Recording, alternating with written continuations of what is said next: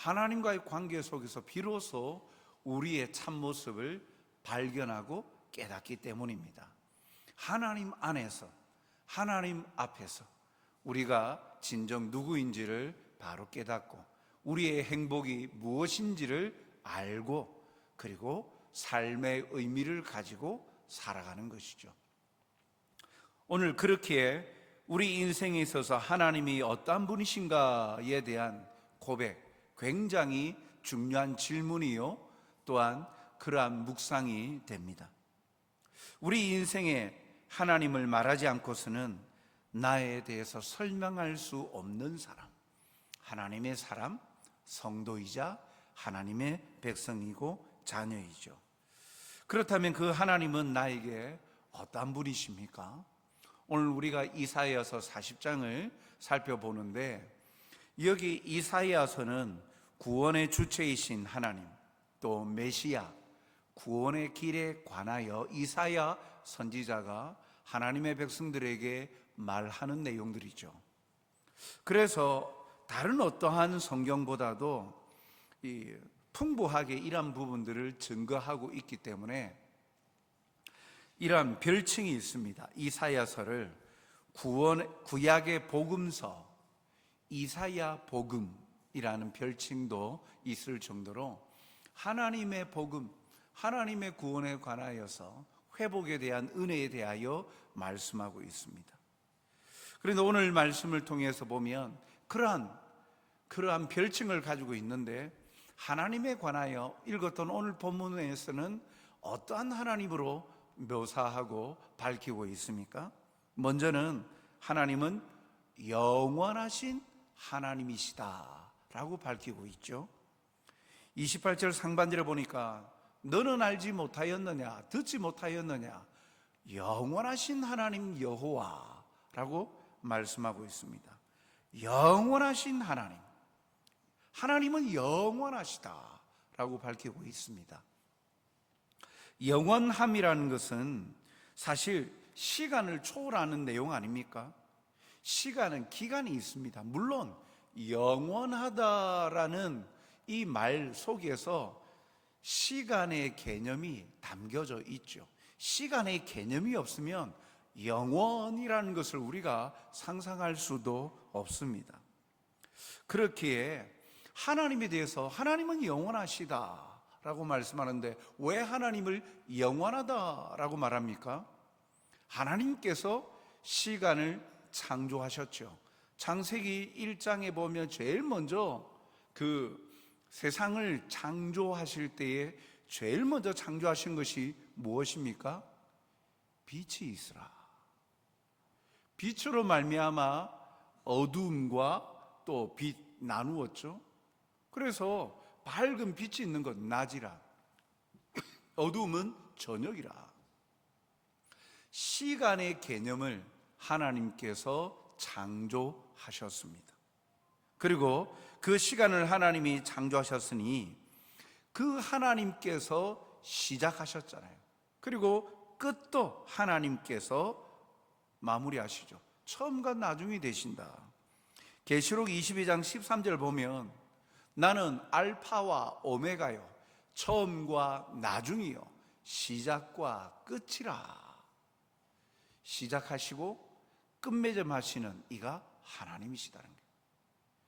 그래서 그 시간도 하나님께서 창조하셔서 영원함을 사람들에게 소망하게 만드셨습니다.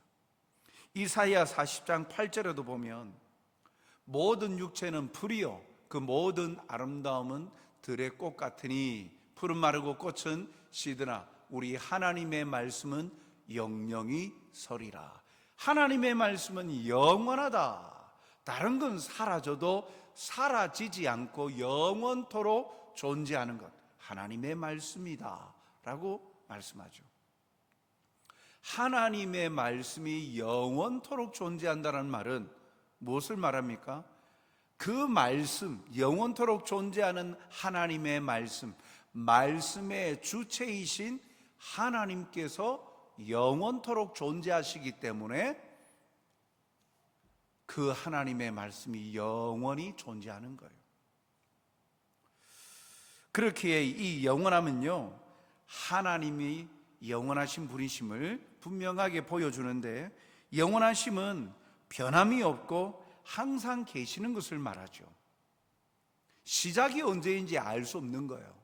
그런데 하나님께서 시작, 끝, 처음, 나중 이런 시간과 개념을 하나님께서 창조하심으로 인간이 그걸 예측을 하고 생각을 하고 받아들일 수 있게 된 것이지, 하나님이 시간을 창조하시기 이전부터 이미 하나님은 영원 전부터 계시고 영원토록 살아계시는 분이시죠. 이러한 영원함에 대해서 우리가 묵상을 하면 이 영원함에서 하나님의 신실하심을 발견하게 되는 거예요. 그 영원하심은 시간의 길이를 넘어서 언제나 변하지 않으시는 신실하심을 발견하는 거예요. 그래서 신명기 7장 9절은 이렇게 밝히고 있지 않습니까? 그런즉 너는 알라 오직 내 하나님 여호와는 하나님이시요 신실하신 하나님이시라. 그를 사랑하고 그 계명을 지키는 자에게는 천대까지 그 언약을 이행하시며 인애를 베푸신다. 단순히 우리가 하나님은 영원하시다라고만 그 단어만 생각하고 넘어갈 것이 아니라 영원하시다라는 그 말 속에 변하지 않으신다, 항상 한결같으시다, 그리고 말씀하신 것은 반드시 이루시는 신실하신 하나님이시다. 그 하나님을, 이 영원하신 하나님 속에서 우리는 그렇기에 하나님을 믿을 수 있는 거예요. 하나님이 변하시면 믿을 수 있겠습니까? 기댈 수 있겠습니까? 의지할 수 있겠습니까? 못하죠. 사람도 철딱같이 믿었는데 자꾸 마음을 바꿔요. 자꾸 행동을 바꿔요. 그런 사람 기댈 수 있고 의지할 수 있고 믿을 수 있습니까? 믿지 못할 사람 아닙니까? 때마다 말이 달라지면 그 말을 어떻게, 그 사람의 행동하는 것에 대해서 어떻게 마음을 줄 수 있습니까? 주지 못하잖아요. 그런데 하나님은요, 영원하시다, 영원히 존재하시고 변함이 없으시다, 항상 한결같으시다, 쉬지 않고 역사하시고 신실하시다. 그러니까 우리가 그 하나님을 신뢰하고 기대고 믿는 거예요. 그래서 하나님은 영원하시다라고 생각할 때, 그 영원하신 하나님을 묵상할 때 하나님의 신실하심, 우리가 신앙하는 대상이 어떤 분이신가, 그래서 믿을만 하고 기댈만 하고 그리고 의지할 만한 분이시라는 사실이 여기에 담겨 있는 거예요. 그래서 우리가 영원하신 하나님 생각할 때마다 우리 속에서 내가 다른 사람은 몰라도, 다른 존재는 몰라도 하나님은 오직 우리의 모든 것을 받으시고 믿을 만한 분이시다 라는 사실을 우리가 묵상하게 되죠. 둘째로 오늘 본문에서 나타난 하나님은 어떤 분으로 묘사하고 있습니까? 28절 중반에 보니까 땅끝까지 창조하신 이다, 땅끝까지 창조하신 창조주이심을 말씀하고 있어요.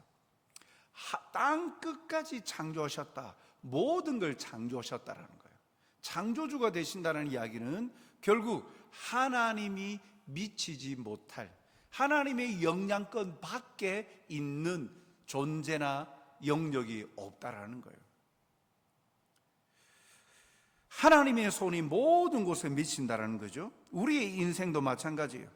하나님께서 창조하셨기에 이 모든 만물이 하나님의 계획과 섭리에서 벗어나 있는 존재는 없는 거예요. 창조하셨기 때문에 섭리하신다, 보존하시고 보호하시는 것이 섭리예요. 하나님의 선하신 계획과 뜻을 위하여 보존하시고 보호하시는 것이 섭리예요. 그런데 하나님께서 창조하셨기 때문에 보존하시고 다스리시는 일을 게을리하지 않으시는 분이세요. 책임지시는 분이라는 거예요. 세상 끝까지 창조하신 분이시다라고 할 때 끝까지 하나님은 책임지시는 분이시다. 그렇기에 어떻게 하십니까? 시편 17편 8절에 보니까 나를 눈동자같이 지키시고 주의 날개 그늘 아래 감추신다. 우리를 끝까지 책임져 주신다는 거예요. 보호해 주십니다. 그래서 졸지도 주무시지도 아니하신다. 눈동자같이 지켜봐 주신다. 그래서 끊어지지 아니하도록, 힘든 상황에서도 넘어지지 아니하도록, 그리고 어떠한 강력하고 위협, 공격 앞에서 감당할 수 없는 어려움은 이미 날개로 막아주시고 우리를 품어주시는 분이시다. 끝까지 창조하신 하나님, 끝까지 책임지시는 하나님이시다라는 거예요. 또한 셋째로 우리가 믿는, 우리가 소망하고 우리의 삶에서 우리가 떠나보낼 수 없는 하나님은 한계가 없으신 전능자이시다라는 겁니다. 오늘 28절 중반에 보니까 피곤하지 않으시다. 인간처럼 육신의 한계를 느끼심이 없는 거예요. 느끼지 않으심, 피곤함이 없는, 한계가 없습니다. 그리고 28절 하반절에 보니까 명철이 한이 없으시다. 한계가 없으신 전능자이시다. 이분을 우리가 믿고 이분을 우리가 아버지로 고백하고 믿는다는 사실은 우리에게 끊임없이 이것을 공급하여 주시는 분이시다라는 거예요. 그리고 그것을 29절에 보면 피곤한 자에게는 능력을 주시며 무능한 자에게는 힘을 더하신다. 즉 하나님은 넷째로 구하는 자에게 주시는 분이라는 거예요. 피곤한 자에게 능력을, 연약한 자에게는 강함을 주시고 무능하여 할 수 없다라고 포기하고 나서는 자들에게는 힘을 더하여 주시는 분이시다라는 거예요. 하나님은 이러한 분이십니다. 우리의 삶과 밀접하게 연결되고 관계하셔서 우리의 모든 것을 주관하시고 이끄시는 분이십니다. 이러한 하나님에 대한 묵상으로 말미암는 체험, 그리고 고백, 그 고백이 흔들리지 아니할 때 우리의 삶에는 힘을 얻을 수밖에 없죠. 그래서 이러한 하나님에 대해서 하나님의 백성들이 가져야 될 자세는 오늘 말씀의 한 가지로 뭐라고 말합니까? 31절 상반절에 오직 여호와를 앙망하는 자. 하나님의 백성들은 오직 하나님을 앙망하는 자가 되어야 된다. 하나님을 앙망하는 자는 새 힘을 얻는다, 새 힘을 주신다라고 말씀하죠. 하나님을 앙망한다라는 것은 무엇을 의미합니까? 첫째로 하나님을 기대하는 신앙에서, 믿음에서 출발하는 거예요. 기대한다라는 것은 분명히 하나님께서 나를 도우시고 인도하신다는 믿음 위에서 나오는 고백이죠. 막연한 기대가 아닙니다.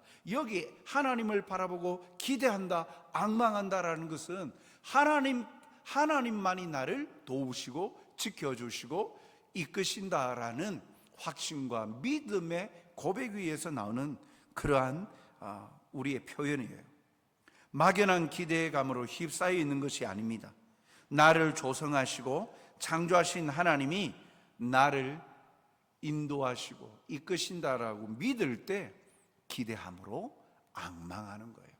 그리고 앙망한다라는 것은 둘째로 오직 나를 위해 유일하신 한 분 하나님만을 소망하는 거예요.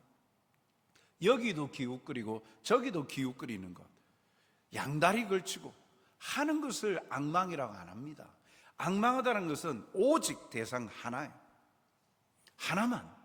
그래서 오늘 본문에도 오직 하나님을 앙망하는 자, 하나님을 앙망하고 하나님을 바라보고 기대하는 것은 하나님만을 소망하고 기대하는 거예요.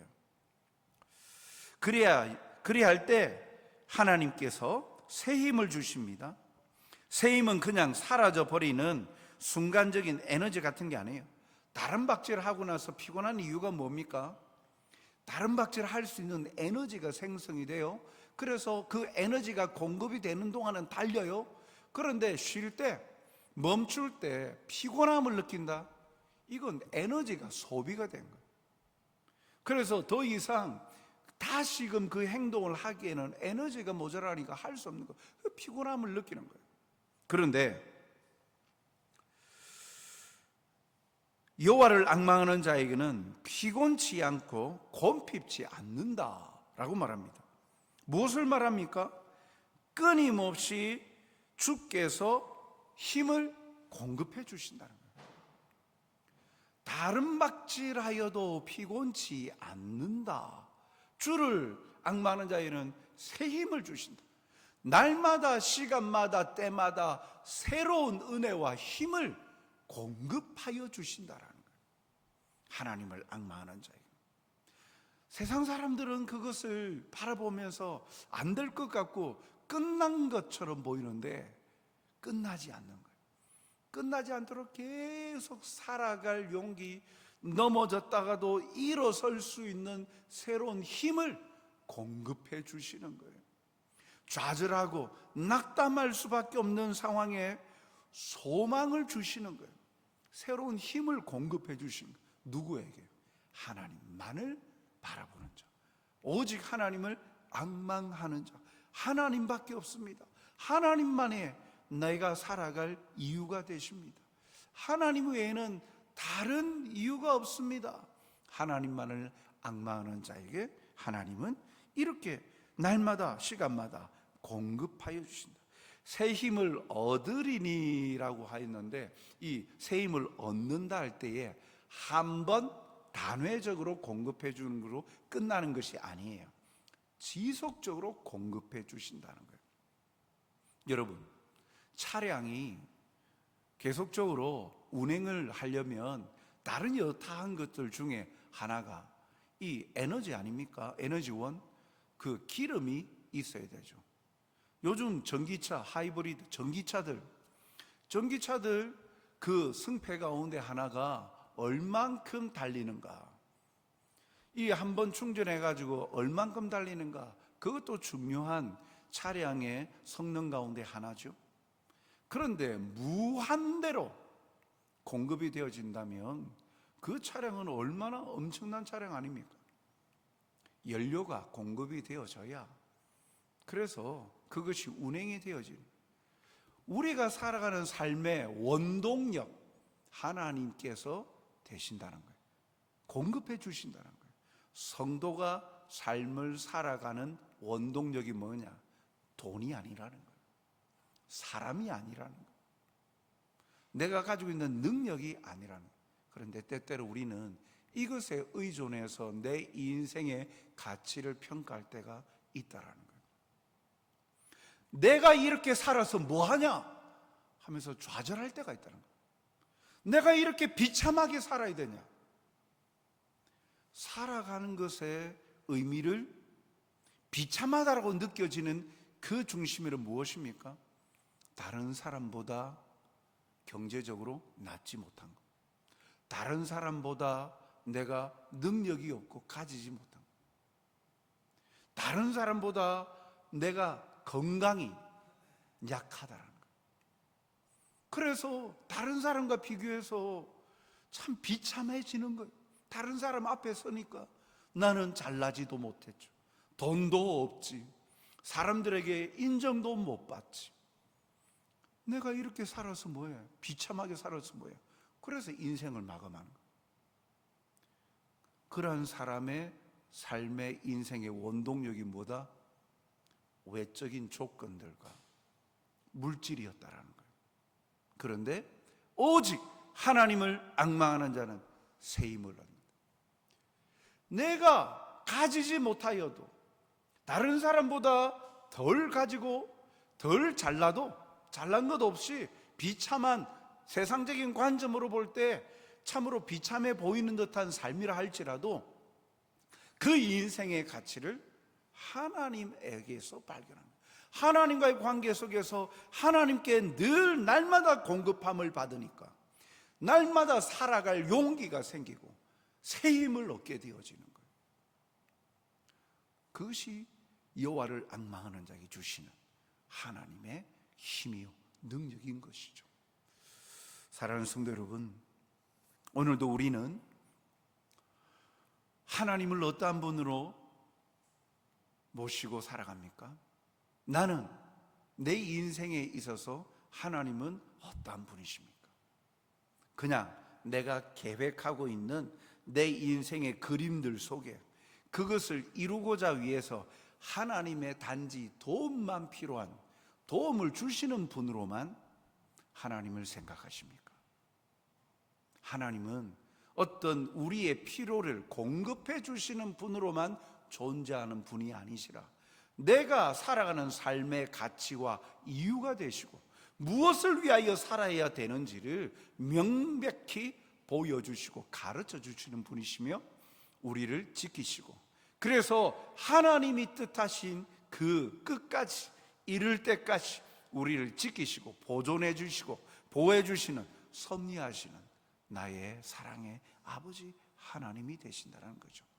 오늘 이 오후 시간에 참으로 우리의 인생의 걸음을 보면서 내 건강이 없어서, 내 가정에 물질이 없어서, 내 자녀들이 잘 되지 못해서, 우리 집안 가문이 다른 집안과 비교해 볼 때 보잘것없어서, 내가 계획하는 바들이 이루어지지 아니하여서 낙담하고 절망하고, 그래서 내 인생은 비참하다, 비관적으로 생각하십니까? 그러나 오늘 우리에게 하시는 말씀을 묵상해 보십시오. 오직 여호와를 앙망하는 자는 새 힘을 주신다. 살아갈 용기를 주시고 삶의 이유가 무엇인지 영원하신 하나님, 전능자이신 하나님, 신실하신 하나님께서 공급하여 주시는, 그래서 내가 그 모든 것이 없다 할지라도 당당히 살아갈 이유와 존재가 되신다라는 것, 그것을 깨닫고 오늘도 하나님으로 인하여 기뻐하고 새 힘을 얻어 주님의 기쁨이 되어지는, 주님의 일을 이루어가는 일에 쓰임받는 저와 여러분이 되시길 주님의 이름으로 축복합니다.